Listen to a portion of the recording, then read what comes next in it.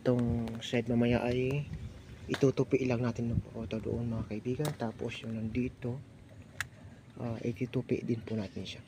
Pinabawasan na po kasi ng amo namin dahil sobrang suka na daw po siya.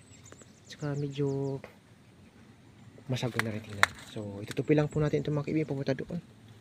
Time out muna po tayo. So ayan po mga kaibigan, natapos na po natin malinis itong likod ni Mama Mary. So ayan po mga kaibigan, ayan. Tapos na rin po natin yan mga kaibigan. So nalinis na rin natin ang ilalim. So ang sabi na aking amo ay pipinturohan ko daw po itong statue ni Mama Mary. So sabi ko sige po, sa sunod na lang, dahil pinapatumba pa po niya itong Indian bimbo yata ito na kawayan. Babawasan daw po kasi dahil sobra ng masukal. So dyan po tayo mamaya pupunta sa likod ni Mama Mary mga kaibigan. So tapos na po tayo dito mag linis at magbawas. So yung likod naman po ni Mama Mary. So time out mga kaibigan. Join. So ito po mga kaibigan ay hindi original na saging. Hindi din siya saging-saging. Siya po ay yung saging na mabuto sa bundok, sa gubat. Siya ay tinatawag na pagkain ng unggoy or pakil. Ang tawag sa amin hindi pakil, pakul. So puputulin po natin ito mga kaibigan dahil sabi ng amo ko, putulin natin siya.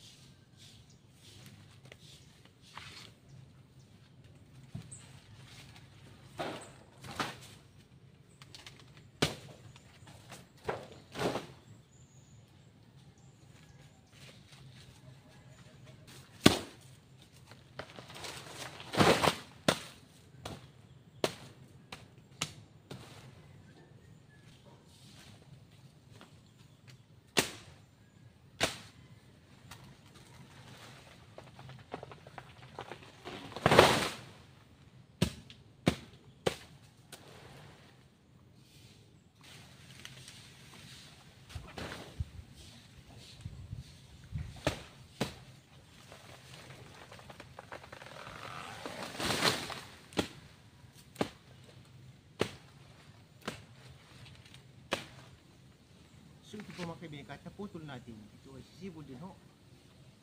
Pero pansamantala lang naman.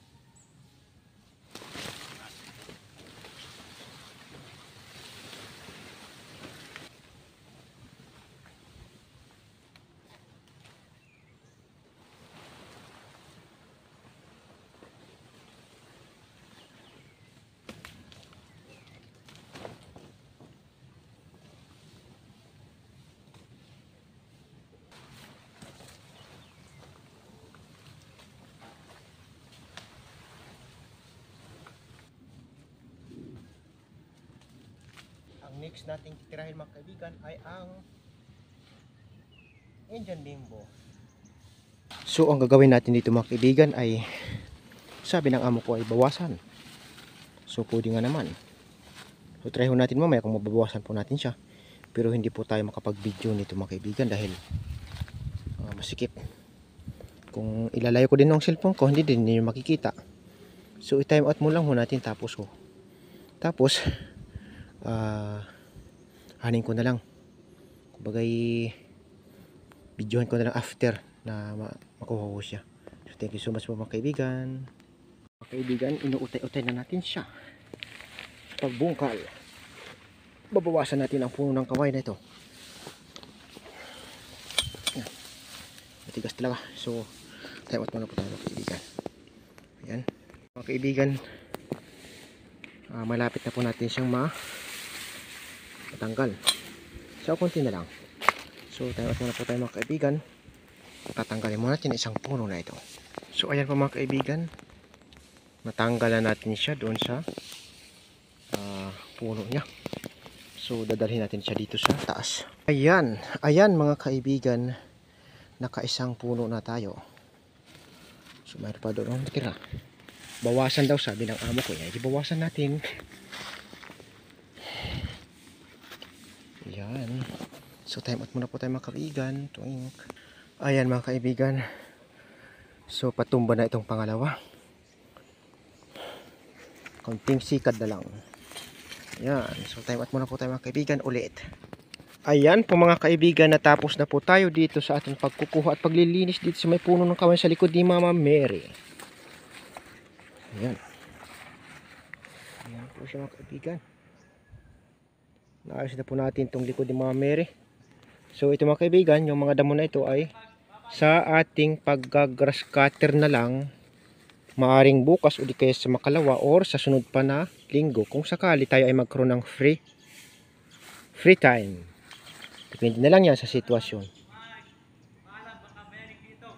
So dito po tayo ulit mamaya mga kaibigan, bababa sa ilalim. Ating lilinisin ang ilalim natin. Ang ingay po mga kaibigan ni Tom Cruise sa baba.